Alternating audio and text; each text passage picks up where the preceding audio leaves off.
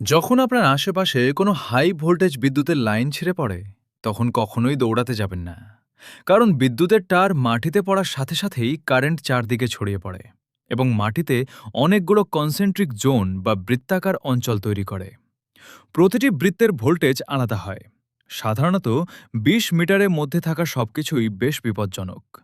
আপনি যদি স্বাভাবিকভাবে হাঁটেন বা দৌড়ান, তবে আপনার দুই পা আলাদা আলাদা ভোল্টেজের বৃত্তের উপর পড়তে পারে। একে বলা হয় স্টেপ পটেনশিয়াল। এই অবস্থায় কারেন্ট আপনার এক পা দিয়ে শরীরে ঢুকে অন্য পা দিয়ে বের হয়ে যেতে পারে, যা মারাত্মক এবং প্রাণঘাতী হতে পারে। তাহলে বাঁচার সঠিক উপায় কি? বিপদ থেকে বাঁচতে এক পায়ে লাফিয়ে লাফিয়ে তারের বিপরীত দিকে দূরে চলে যান। যদি এটি করা কঠিন মনে হয়, তবে দুই পা একসাথে জোড়া করে ছোট ছোট লাফে দূরে সরুন।